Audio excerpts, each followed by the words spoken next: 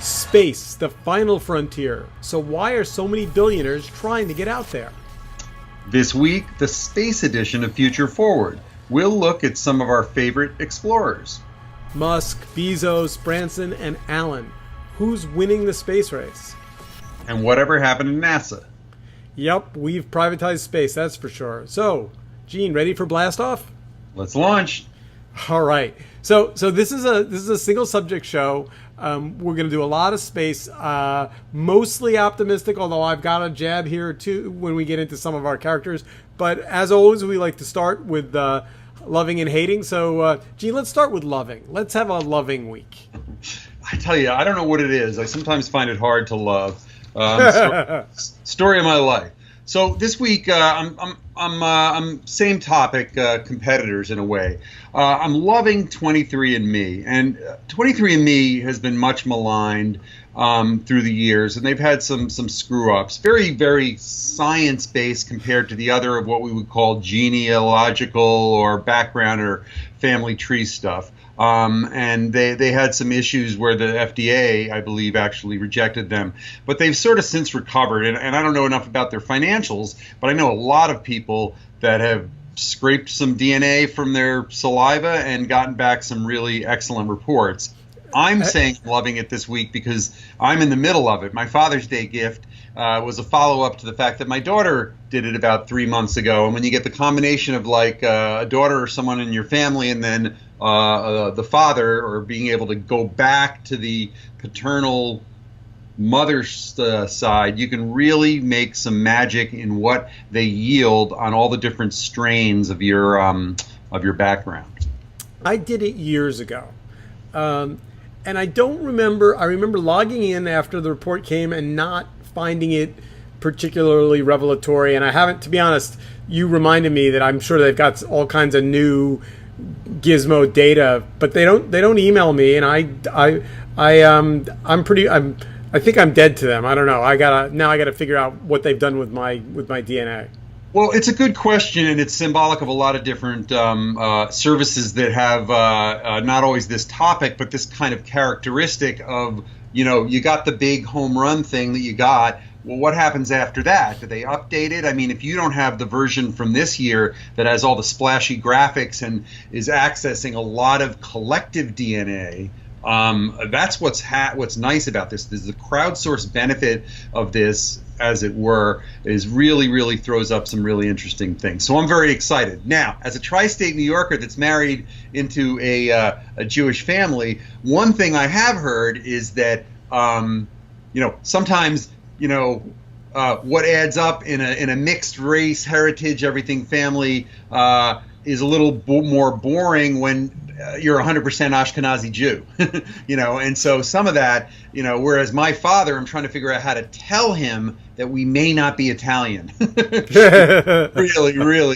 a big deal, but it's all on how you read the data. So, all right, well, I'll check mine and I'll get back to you next week. Now, on to the hating, which I have to say I was surprised that you're hating this week. Yeah. So what I hate is Ancestry.com, and in truth, they have, I would say, stabilized and gotten better over time. But I have a historical hatred of Ancestry.com because they are one of the fleet of so-called ancestry-related sites that, going back 15 or 20 years ago, I believe have preyed on the wonky desires of people that want to build their family trees and really get into this.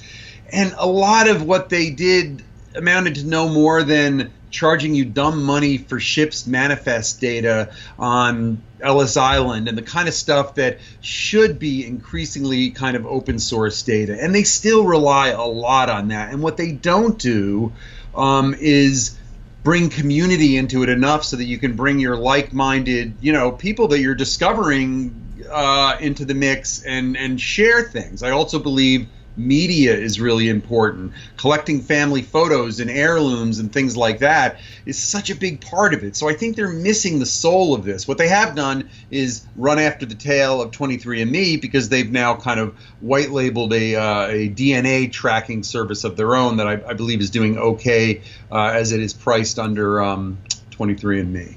So, all right. I'm fine with Ancestry.com. We use them. My wife really likes building family trees. Ships data, while it's easy to say ships data should be, quote, open source, we'll save this for another podcast, but it might be that free is dead. It might be that there is, anyway, we'll hold on, bad face. we'll get there another day. Let's get to space because we don't have. Let's do it. That's a long one. Yeah. All right. So I think we kind of have to begin with the obvious one, just because, there are 4 billionaires that are trying to make space travel a reality. 2 of them you think about a lot. One of them isn't as public, and so you probably don't think of him much. And one of them maybe isn't even really a space. I don't complicated, but I mean, why not? Should we start with Musk? I mean, is he the obvious? Yeah, and just to sort of categorize what you're saying, because you nailed it. You've got Musk and SpaceX, and then you've got Bezos and Blue Horizon, and these are legitimate. I am putting billions of my own dollars into them, and we're going to Mars or the moon, and and there's a lot of underneath that. And then the other 2 are Richard Branson, who we'll talk about a little more, but is a little more, maybe just as much as him being the first traveler and a little air flight and not as much money, and Paul Allen, which we'll talk about, which is very whimsical. So, and then let's not forget, there's Boeing and a few other big players in that space. So let's launch into Musk, because I have a question though. Did you see him at South by Southwest this year? I saw him at TED this year. Was that right, or was that last year? I don't remember. Well, the one was at TED, right? No, this one was the Boring Company. Oh, right. Okay. So, because God knows he's a little bored, he needs 3 companies instead of 2. That's right. Or 4 if you count solar. Yeah.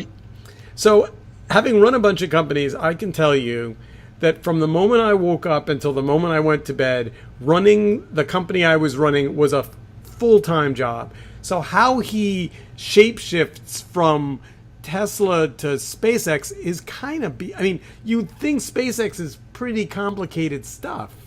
Yeah. And honestly, he left the operations to others, even though whatever, he may be chairman or CEO, and for a long time was chief scientist at SpaceX, which is somewhat absurd. But you know what? I have to say I've come back a little from believing that he overdoes it, because he's either doing an amazing PR job in indoctrinating his team, or it's true that people love working for him, and he has built a talented set of teams in both of those places, and he's not, I won't say overtaxed, because who's to say, and at least with Tesla, it's a public company, so we will have to see. But he's the first one to also say, I'm doing this for other reasons, and I don't even have a business plan. The woman who runs SpaceX for him, and I'm going to misremember her last name, Space Rocket Woman or Space. She has a funny last name that it is mnemonic of space travel. She spoke at TED this year, and she was fabulous. I saw the video of that. That was really informative. Yeah, really, really good. Now, here's the question.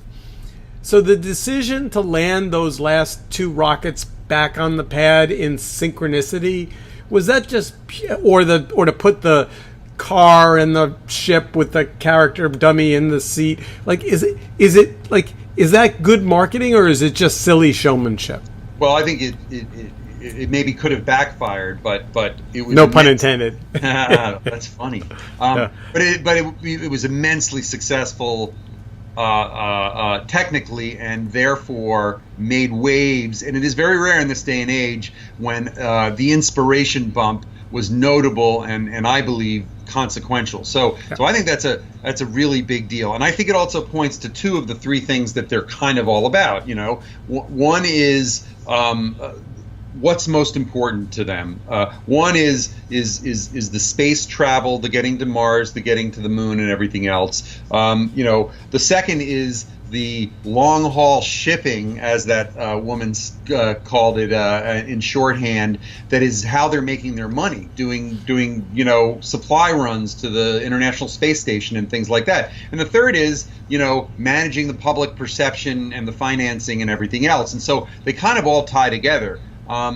What was debatable that Chris Anderson was asking the woman at TED, that I want to know what you think, is that she said within a year they are going to be sending their first people to Mars. That seems insane, but that's a big deal if that starts to happen. Would you go to Mars if they asked you? I think that no. You might have to check with. You wouldn't have to check with your family first. I might a little later in life, or later in the assuredness of this, but I don't think they're gonna. Someone's going to agree to do it, and I believe they're actually training. I believe NASA may be supplying some of the astronauts and the talent for those kinds of things. All right, pod audience, if you would volunteer to get on Musk's Mars mission, raise your hand. Let us know. We have connections. We could probably get your name in the hat, right? I mean. Yeah. So, and this might be a good lead into the next area, but the other thing that is supposed to be in the next year is this idea of starting to test and then fully deploy really what's the next version of the Concorde, which is this half-hour, take a ferry into the middle of the Hudson River, there's a launching pad, and it's a half-an-hour flight to Tokyo, where you go to near orbit level, and it's a rocket ride, quite literally, and that, I believe, is part of what both Branson and Paul Allen are looking at, as well. All right. Well, let's get to those two in a second, because okay, sure. So Musk is, whether you believe he's a scientist. I mean, he's a math guy, right? Like he's a scientist. And he's a problem solver. He's a problem solver who knows enough about science, math, business, and technology to sort of weave plausible, if you're putting your own money into them, solutions. The Boeing company started as a joke, and then when they started looking into it, they realized there was something there. So Bezos, I guess I don't understand. I mean, so Musk gets all the press, right? I mean, that's right. He's the showman. He puts on a show. The two rockets landing on the pad were fabulous. All that good stuff. Are we betting on Jeff to solve space travel? He is notoriously close to the chest on the cards, whether it's Amazon itself or some of the other things. And since billionaire status hit, he's become sort of a very private person. He used to be on my panels at old Jupiter conferences all the time, and that's long in the past. I wouldn't bet against him. He is so serious about what he does and where he puts his money that I don't think he would be pursuing this if he wasn't on track, and he would make a big deal of publicly abandoning it if he was doing that. I think his reputation matters to him, but he also is just so serious about things that I think, but it's a mystery, right? We won't know. So a number of years ago, I used to go to a conference called PC Forum, which was Esther Dyson's conference. Sure. And I was there the last year when she spun off a second 2 days about space exploration. And Jeff was there, and I was in the room. I was by the end, of the conference, and I wasn't really a space. I mean, they were serious people there, so I don't remember spending a lot of time in the conversations. But it was clear to me then that the people that were thinking about space travel. This was not model rocketry hobbyists people. Yeah. These were solve a really big, hard problem people. Yeah. And I think she was also onto something that I remember being talked about back then. This shift to private enterprise driving some of these initiatives is really an interesting kind of backdrop of all this, because yes, there's an issue of ego, of master of the universe CEO, but there's also a practical issue that we would not be remotely close to this next era of space travel if it wasn't for gumption, resources, corporate structure, and NASA sitting there and Soyuz and everyone else very game to have people run their errands for them. Yeah, no, the federal government, I don't exactly understand how quietly and quickly space got privatized. And, you'd love to be in the negotiation with Bezos and his team where he sits down with the federal government and says, here's what's going to cost to fly that rocket. And it's kind of a made up number, right? I mean, it's a lot of headcount and a lot of fuel and a lot of, and the margin, he wants to make money on it. And the government says, okay, yeah, here's billions of dollars. Like, yeah, well, we know we can guarantee it. And I believe, I know there's other Northrop and a few others, but I believe there was probably also a resistance to having only Boeing, like you got to gin up some competition in order for this to make sense. But there's a lot of issues behind this too, because as I heard when I watched the video of the thing you were at TED, people are not all agreed that space travel is worth it with all the problems we have in the world, and that this is a little bit of a whimsical ego thing, or so it's debatable. Well, whimsical ego brings us inexorably to Branson. Yes.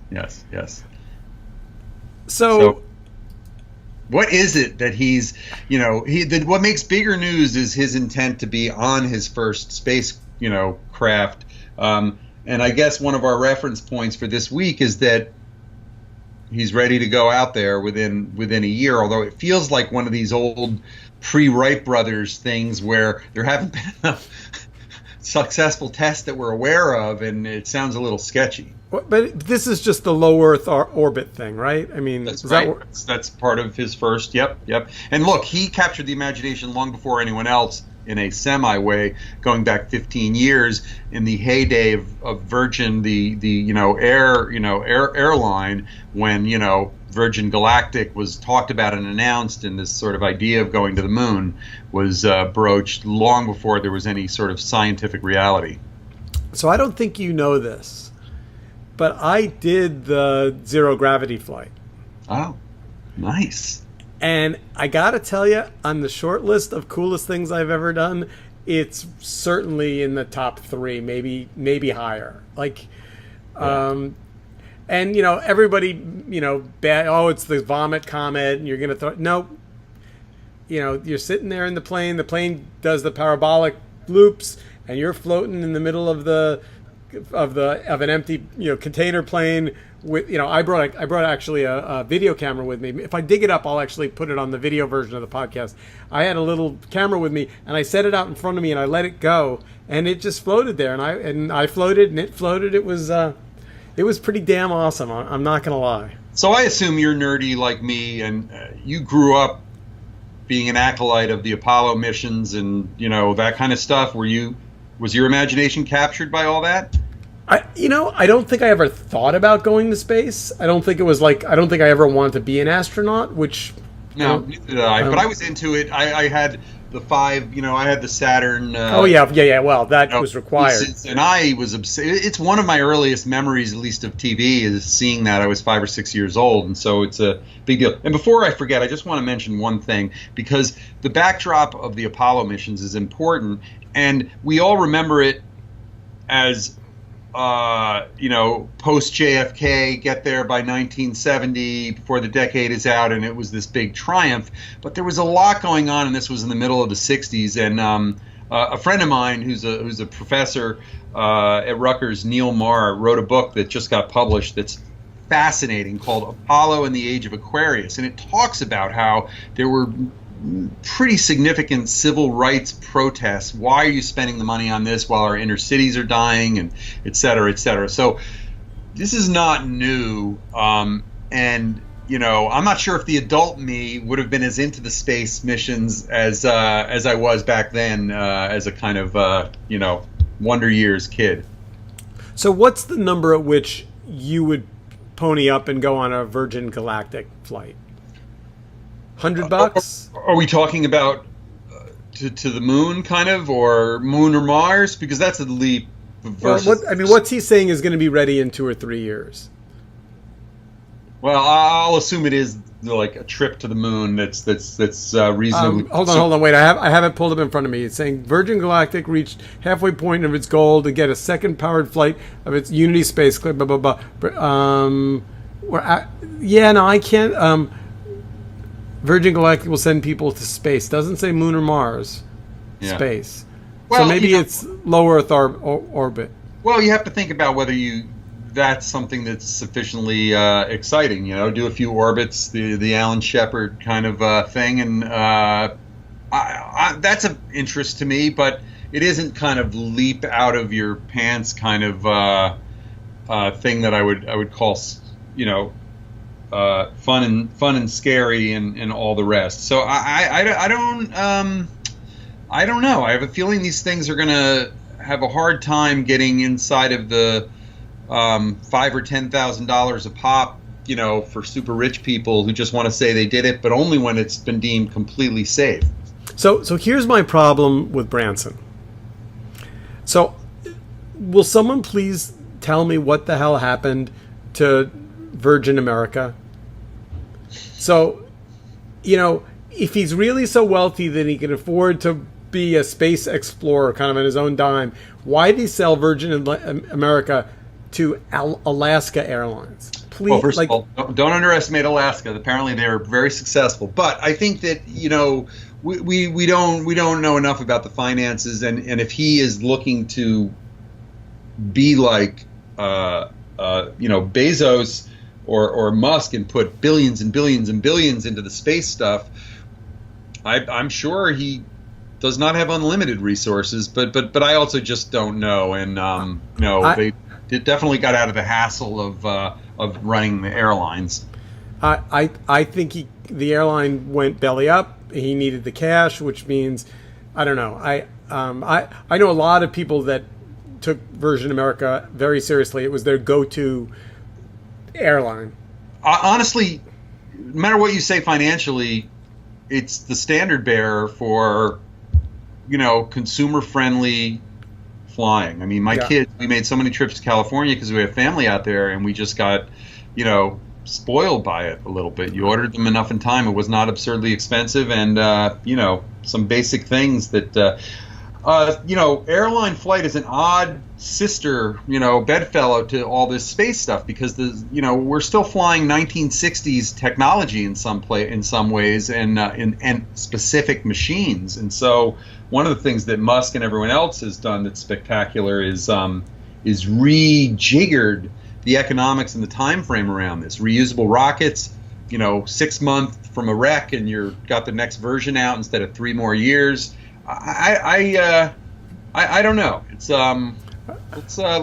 let's trundle on towards our old friend Nathan Myhrvold and the rest, and see if there's a bigger picture here that makes sense. So Paul Allen is a complicated character. Yes. He's very quiet. He's not a publicity hound. He's very, very, very, very wealthy, and he is building a big ass airplane. I mean, the Stratolauncher is a serious monster of an airplane.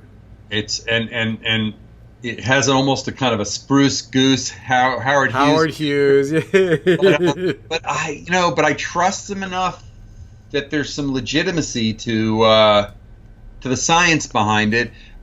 It just, look, with aerospace and the nuts and bolts massive industry behind this, part of which is even Dwight D. Eisenhower's military-industrial complex, there is so much that goes on that is not at the front end of our consumer perception in this, that I don't. What surprises me a little is it doesn't sound as ambitious. It sounds a little bit more nuts and bolts, enterprisey. But I don't. Maybe it's just we haven't gotten the the splashy market entrance yet. I mean, what?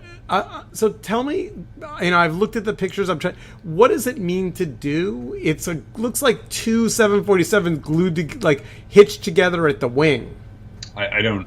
I honestly am. I don't understand enough about that to know for sure, and it feels it's a little TBD. Again, a little bit like we were saying about Bezos. Would trust him enough to know he's going to do something, serious and meaningful.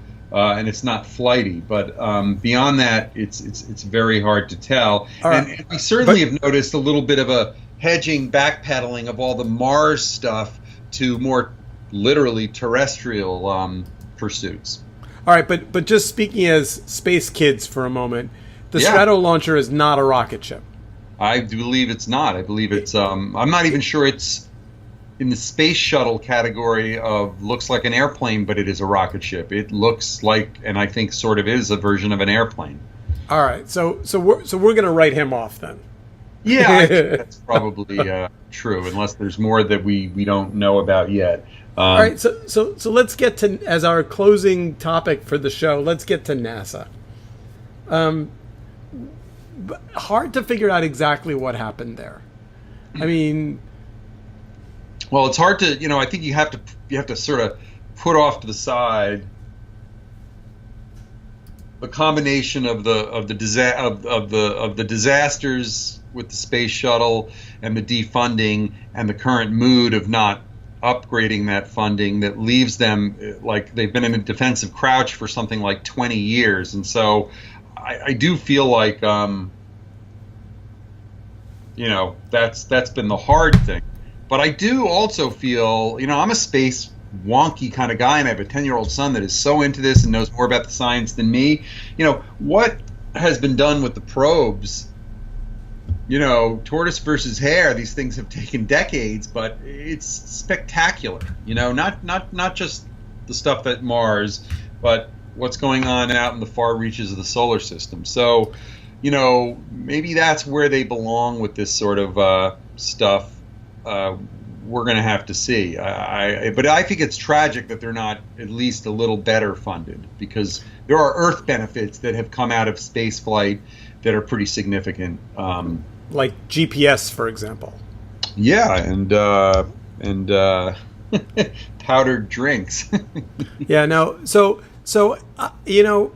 this is the place where our show comes together with spaceflight, because as entrepreneurism and technology and the internet and all these things have taken private enterprise to a new level, in the rearview mirror you can see the logic of saying, let's let people like Musk and Bezos be our great explorers in the next generation.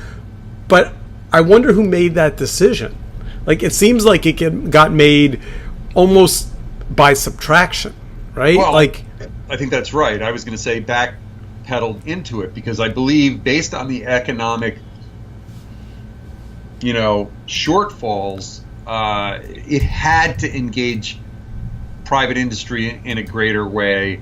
And so, without a grand master plan and kind of being brought along, and in some ways you could argue Musk and Bezos and everyone else have done the thinking for NASA to enable them to have a specific kind of role. And let's not forget, there's a kind of a government, military, security aspect of this that will never go away. We're talking about our airspace. We're talking about, how is a rocket going to actually land anywhere near China without it being approved by a government?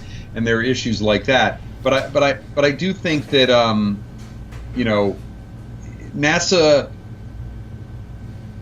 in some ways, NASA's role has been leading kind of our imagination around. I actually think NASA's like apps and website and some of the stuff they've done, have been kind of neat. We look at their YouTube channels all the time, and somebody's got to corral this, and they are still, it looks like, the ones that are going to anoint the winners in this stuff, right? They're going to make the decisions about, who they support in the move to Mars or this or that. Or I think that's going to matter, but maybe it won't. I wonder if Paul Allen has any NASA money. By the way, his ship is called Black Ice.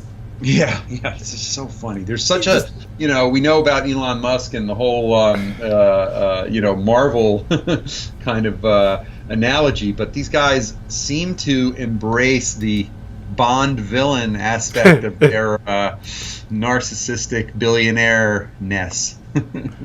All right. Well, we are out of time. I've got NASA. I've now drawn myself into the NASA website, which I'd never looked at before, and I have to get off the pod because I got to go hang out and look at NASA. And you know, down the road, we're going to start having guests and things like that, and to have somebody like a Neil deGrasse Tyson weigh in on this, or even, you know, my friend Neil, who looks at this academically. You know, these are important things. We're not pretending that we know enough about the science of it, but like honestly, this is the next generation of startups, and so there's, you know, for better or worse, that's kind of the filter through which they're being viewed and even covered journalistically.